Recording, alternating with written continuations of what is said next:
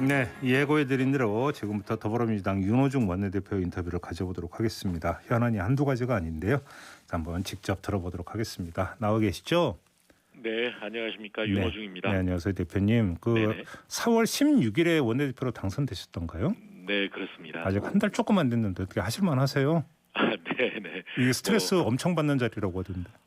네, 바쁘긴 합니다. 네. 그러시군요. 어제 고위 당정청 회의에는 참석하셨습니까, 대표님? 네, 참석했죠. 예. 아마도 이 자리에서 그 장관 후보자들 처리 문제가 논의가 됐을 것 같은데 논의됐습니까? 논의되지 않았습니다. 일체 논의가 안 됐다고요, 정말로? 예. 정말입니까, 대표님? 네네, 당에서 결정할 일인 걸로. 예. 네? 당에서 결정할 일이라고요? 네, 그렇죠. 국회에서 청문 보고서 채택의 문제니까요. 그럼 어떻게 하실 계획이세요? 예, 이제 뭐 국민 여론도 잘 면밀히 살피고 예. 또 의원님들 의견 잘 수렴하고 있습니다. 오늘 또 의총도 있고 하니까요. 예, 그런 것들 다 종합해서 결정을 하도록 하겠습니다. 그러면 오늘이 그 청문 보고서 채택 시한이잖아요, 오늘이. 네, 그렇습니다. 마지막 날인데 오늘 중으로 그러니까 다 결정 본다라는 말씀이세요? 뭐 그것을 다 포함해서 말씀을 드리는 것이고요. 예.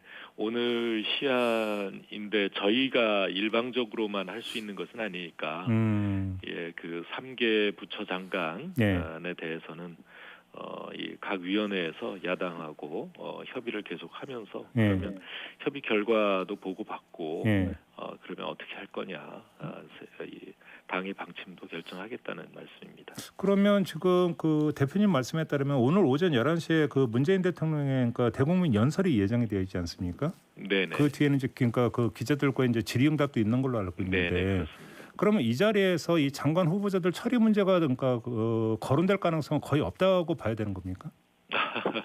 글쎄요, 대통령께서 이 기자들 질문에 답을 하실 내용이 어떤 것인지는 저희가 뭐 미리 파악하고 있지 않으니까요.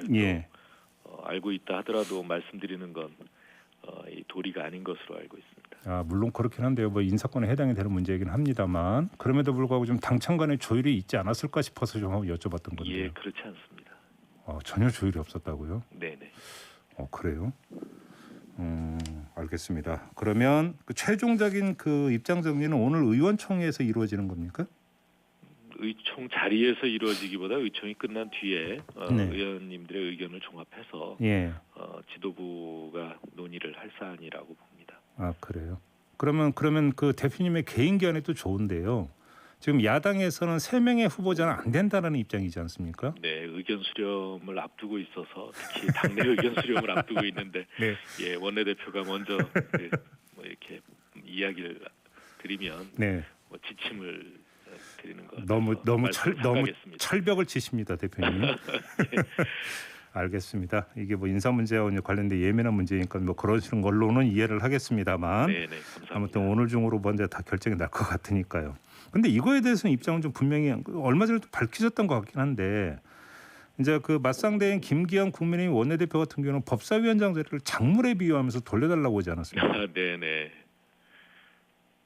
어떤 말씀 주시겠습니까? 사실 그 법사위원장을 16대 이후인가요? 16대 이후부터 야당이 맡아왔었죠. 근데 이제 일시적으로 지난 20대 전반기에 그 여당이 가져간 적도 있습니다. 그러니까 이게 꼭 원칙이었던 건 아니지만 주로 그 야당이 맡았던 관행이 16대부터 생긴 건 맞습니다. 그런데 그 기간을 쭉 보면 법사위원장을 야당이 가지고 있어야 협치가 잘 된다라고 하는 말이 사실이 아니라는 거죠. 왜냐하면 16대 때서부터 쭉 보면 이게 동물국회였지 않습니까? 국회에서 여야 의원들이 격돌을 했죠. 몸싸움도 하고. 그래서 이제 선진화법을 만들어 놨더니 그 다음에는 이제 이 식물국회가 돼버렸습니다. 그 법사위원장이 아무것도 법안을 통과시키지 않으니까요. 그래서 이 동물국회 아니면 식물국회가 되는 이런 관행을 낳은 잘못된 이 관례다. 이렇게 저희는 보고 있고요.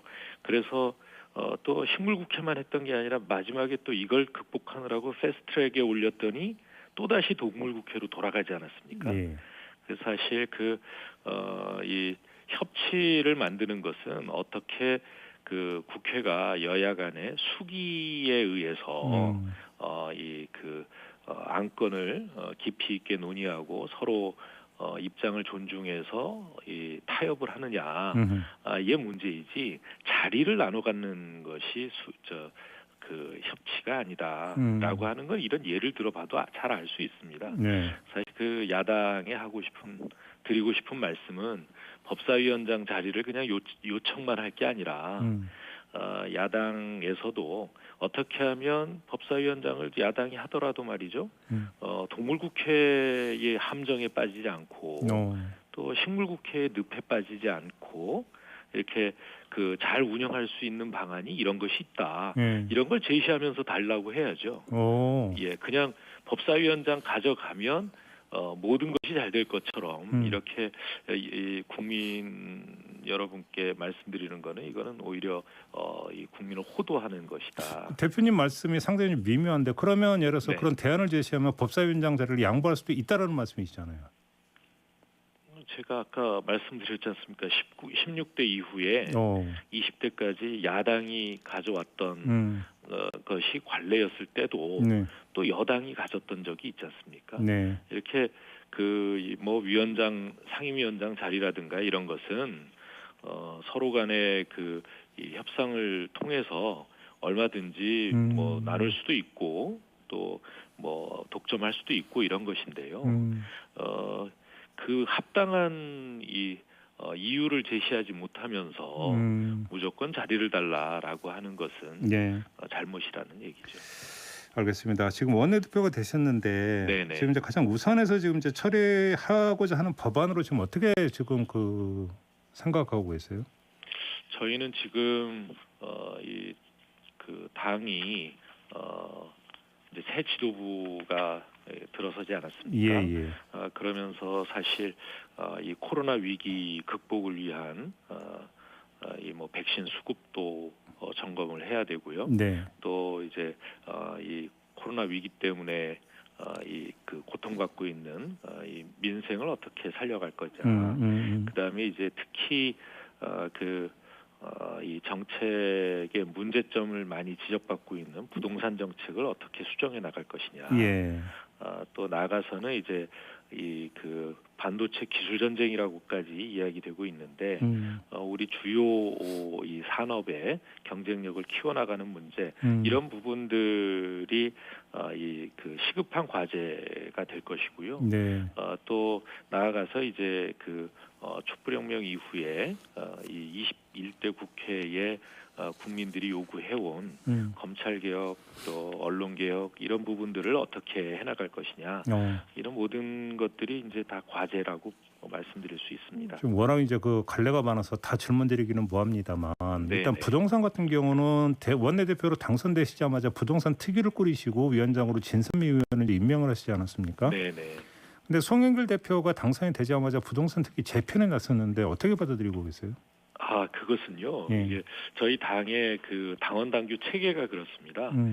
대표가 교체되고 새 지도부가 들어서면 이 모든 정무직 당직을 개편하게 되어 있습니다. 그래서 이제 특위가 이전 지도부에서 만들었던 특위는 이 새 대표의 선출과 함께 이 해산이 되는 것이고요. 그래서 이제 이전에 활동했던 특위나 이런 조직을 계속해서 활동하게 하려면 이제 새로 구성해서 이 구성을 또 개편하게 되는 건데요.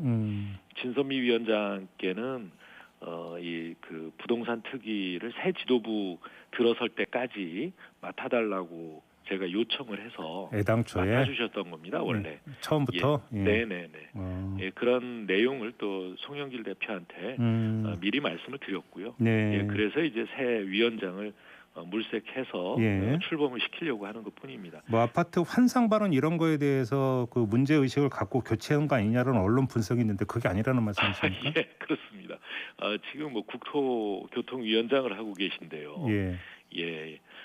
이 부동산 정책에서는 가장 이 중심이 되는 상임위원장을 맡고 계신데 이 그런 말씀 한마디로 교체하고 할 알겠습니다. 일은 아닙니다. 그러니까 대표님하고 이제 원내대표로 그 경험을 벌였던 박완주 의원을 정책위 의장으로 임명을 했는데 이걸 두고 일부에서는 윤호중 견제용 아니냐 이런 식으로 분석을 하던데. 예, 제가 포용을 했습니다. 그래요? 예. 사실 제가 저 예결위원장에 내정을 그러니까 내정을 했었거든요. 사실 공표는 안 했지만 왜냐하면 우리 당이 174명의 의원이 있지만 무슨 나를 도왔다 안 도왔다 이런 걸로 편을 나누는 것이 가장 안 좋습니다. 그래서 이제 함께 이 일을 해나가자고 예결위원장이 이제 내정을 해놓고 있었는데 당에서 필요하다고 그래서 오히려 제가 양보를 했습니다. 아 그래요? 네, 그러셨구나. 견제용이 전혀 아니라는 말씀이시네요. 아니 오히려 고맙죠. 이렇게 제가 포용을 하려고 했는데 그 부담을 좀 덜어줘서요. 알겠습니다. 지금 그 당 특히 초선 의원들 같은 경우는 계속 목소리를 내고 있는데 그 손실보상법 있지 않습니까? 소급 적용까지 아우르는 처리하실 겁니까? 어떻게 하실 계획이십니까? 그 문제와 관련해서 이제 그 지난 주에 금요일 날 제가 광주에서 최고위원회 하면서 입법 청문회를 적극 활용하겠다 이렇게 그 말씀을 드렸고요. 그때 이제 그날 오후에 산업위원들하고 또 간담회를 통해서 입법 청문회를 아마 오늘 그 입법 청문회 그 요청을 할 것으로 알고 있습니다. 그래서 이제 이 문제에 대해서는 다만 그 전문가들만의 의견을 청취해서 결정할 일이 아니고 현장에서 고통을 받고 있는 소상공인들 또 이를테면 납세자들의 입장이라든가 이런 그 모든 그 이해관계자들의 입장을 전부 듣고 거기에 따라서 정부 기관 또 전문가들 의견까지 다 종합을 해서 그 공론화 과정을 거치자. 그럼 또 너무 부지하세월 아닙니까, 대표님? 그렇지 않습니다. 이게 청문회라고 하는 것은요. 그러니까 저희 같으면 청문회라는 걸 굉장히 어렵게 열잖아요. 근데 미국 의회 같은 경우에는 청문회로 시작해서 청문회로 끝난다고 할 정도로 입법 심사 과정에서는 빼놓을 수 없는 이 절차입니다. 그런데 우리 같은 경우에 이 제도를 국정조사 청문회보다 더 이렇게 쉽게 열 수 있게 해놓고도 활용을 잘 안 했습니다. 알겠습니다. 아까 검찰개혁, 언론개혁을 말씀하시니까 짧게 좀 여쭤볼게요. 그러니까 그 중수청 설치 법안 그 대표 임기 안에 지금 그 추진하실 계획이십니까? 그 부분은 제가 검찰개혁과 언론개혁에 대해서는 저는 분명히 그 추진을 하겠다. 다만 이 새로 구성되는 지도부와 협의하여 추진하겠다. 이렇게 이야기를 했고요. 지금 이제 이 당 특위가 새롭게 개편되고 있는 과정이라고 말씀드렸지 않습니까? 이 특위 개편이라고 하는 게 하루 아침에 모든 특위를 그 개편해서 일괄 발표하는 것이 아니라요. 지금 이제 부동산 특위라든가 반도체 특위라든가 이런 특위를 지금 이제 개편을 해 나가고 있고, 그다음에 아마 순차적으로 검찰개혁 특위, 검찰개혁 특위, 언론개혁 특위 만들어지면 거기에서 이제 최종적으로 좀 논의를 하고 그 결과를 가지고 추진하겠다는 말씀. 그러면 이제 특위에서 논의한다, 구성을 해서. 검찰개혁 같은 경우에는 이전 특위에서 논의된 성과들이 많이 있으니까요. 그걸 토대로 논의가 진행될 거고요. 언론개혁 같은 경우에는 이제 시작을 해야 되는 일이죠. 시작을 해야 된다. 알겠습니다. 오늘 그 질문을 청문회로 시작했으니까 저도 청문회로 마무리를 할게요. 어제 오늘 나왔던 이야기가 이제 청문회를 앞두고 있는 김호수 검찰총장 후보자. 지금 그 법무법인으로부터 월 2,900만 원을 받았네, 2,400만 원을 받았는데 이게 지금 보도가 쏟아지고 있는데 이게 흠결 사항이라고 보십니까? 어떻게 보십니까? 법무법인에서 그 급여를 받은 것이죠. 예, 변호사 그리고 이제 차관 경력을 가진 분으로서는 뭐 그걸 많다 적다 이야기할 수 있는 수준은 아닐 거라고 보여집니다. 관행상. 네. 예, 그 일테면 예, 그 수임료를 아주 뭐 과다하게 받고 그 사건 수임을 했다든가 뭐 이런 부분이 아니라면 예. 그 부분에 대해서는 이해할 수 있는 부분도 있지 않는가. 그렇게 보시는 거군요. 그 마지막으로 그 김부겸 총리 후보자 이제 임명동의 절차를 거쳐야 되지 않습니까? 네네. 표결을 해야 되는데 네네. 그렇습니다. 지금 문제는 다른 장관 후보자 처리 문제하고 지금 야당은 연동을 하고 있지 않습니까? 만약에 이 문제가 안 아직까지 뭐 연계를 하고 있지는 않고요. 네. 오늘 2시에 예. 청문특위 이 전체 회의가 예정돼 있으니까요. 예. 예, 거기서 이제 청문 보고서 채택을 해서 이 본회의로 넘기게 되면 네. 뭐 자연스럽게 표결 절차에 갈 수 있다 이렇게 봅니다. 뭐 아직 그 야당이 총리 후보자에 대한 입장을 명확히 표현을 하지 않았기 때문에 기다리고 있습니다. 뭐 무난할 거라고 그러니까 낙관하시는 겁니까? 예, 저희는 총리 후보자의 경우에 이 공직을 담당하기에 부적격한 사유를 발견하지 못했습니다. 알겠습니다. 자, 여기까지 진행하죠. 고맙습니다, 대표님. 네, 감사합니다. 네, 지금까지 윤호중 더불어민주당 원내대표였습니다.